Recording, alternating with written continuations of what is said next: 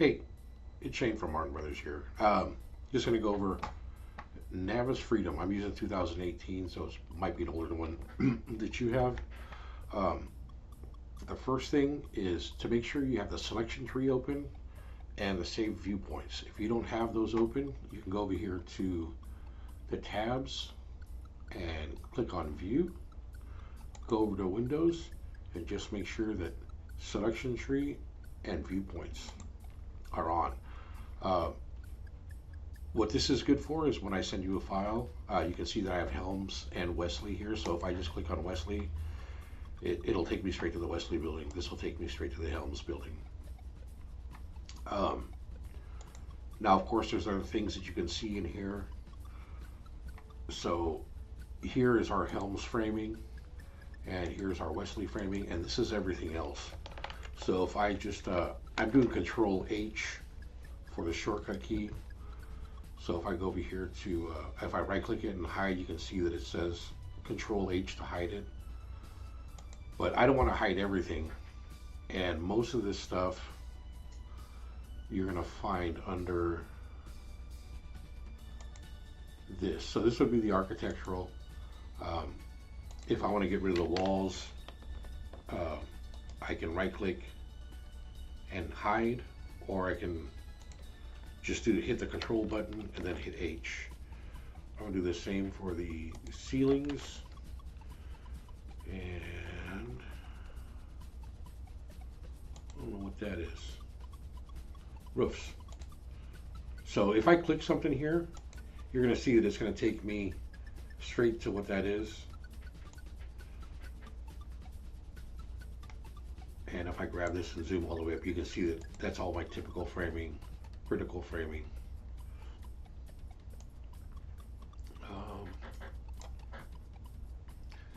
So back to here, I'll go to roofs again and just hit hide. And so now I can see the MEPs. So what I'm doing to move around is right now, I'm going to push down my middle mouse button, the roller ball, and it gives me the pan tool. If I scroll in and out,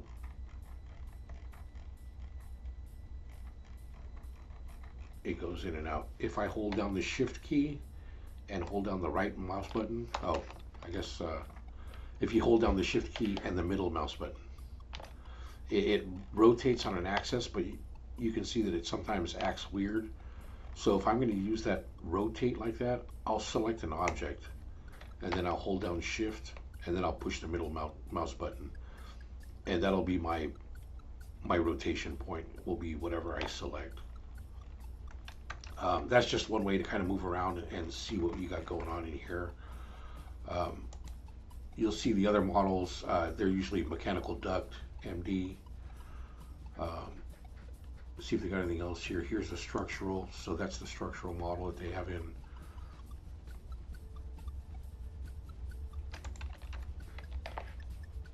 And then now we can kind of see where our framing is. This looks like this dimension lumber. So that would be structural framing under this published model. So I'll just hide that so we can just see our framing. And now that I have that stuff turned off, I can go to both buildings and the same stuff will be on and off.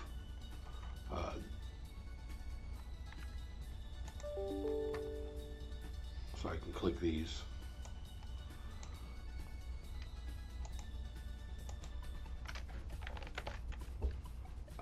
So what I did here was I found out what model this was by seeing it's a structural truss is what I selected, and I just go up the chain till I get to the top one.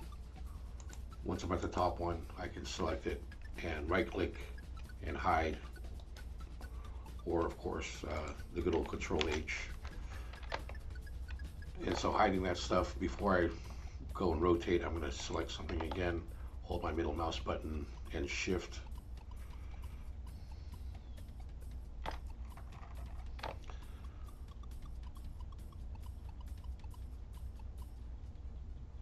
And now we'll start being able to see the framing.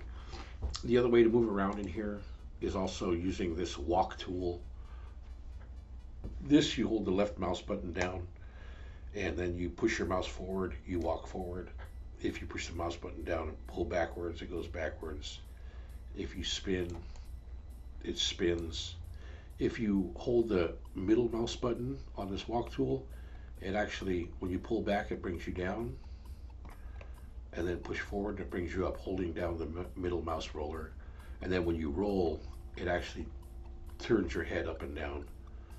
So I can roll up, hold that button down, and then pull down on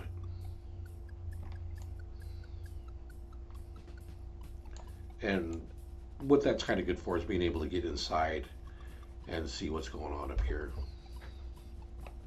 If you wanted to look at things from a perspective of looking up. That's just kind of moving around and kind of looking at stuff. I'm sure one of the things you probably also want to use is the measuring tool. So the measuring tool is real easy. I'm just going to go back to my selection tool so that way I can just roll in and out. I'm going to hold my shift button and middle mouse button and kind of move. So sometimes I don't want to see stuff way up this high. You want to start, oh, actually we're going to the measuring tool. The measuring tool, real simple. I just selected it. You can see that it lights up. I'm going to scroll in a little bit so I can see better. And so I can select distances like this. You can see that's, you know, about 16 inches. But what I can also do is I can clear that dimension.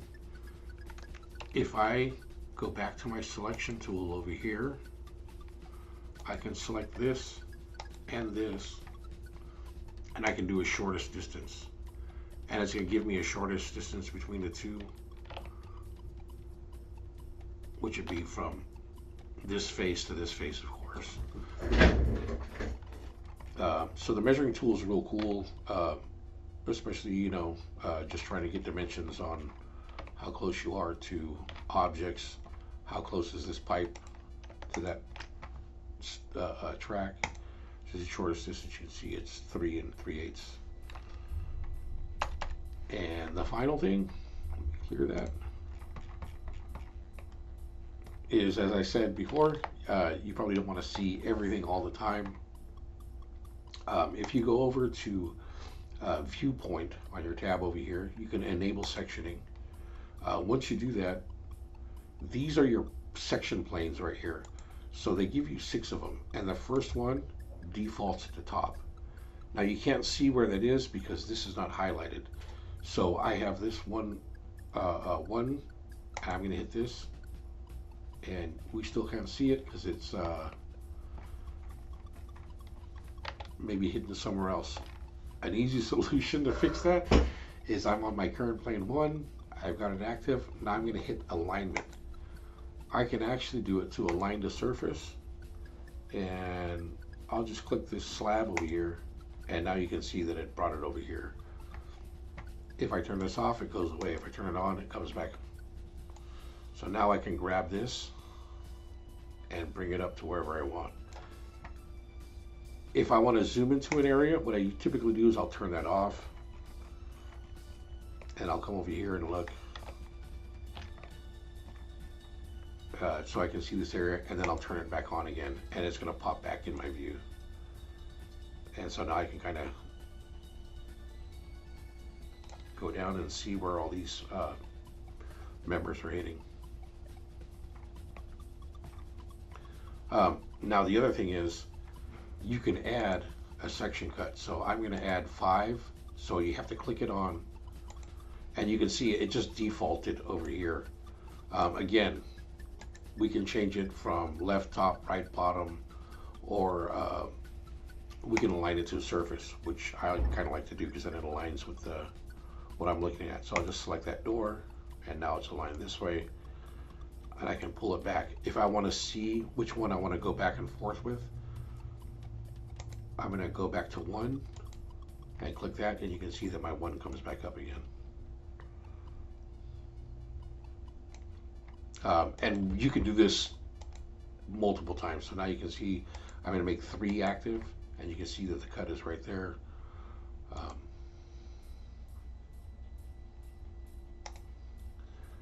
Do that to a surface over here. Whoop.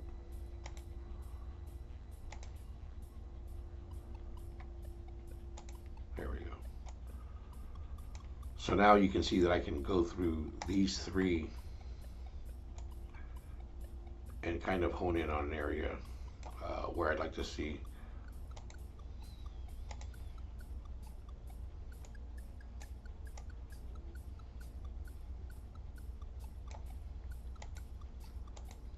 And then if I just want to not have them active, I can just unclick them and those come back up, and I can turn this off and it's going to stay where I had them before. So if I turn back 5 and 3 again,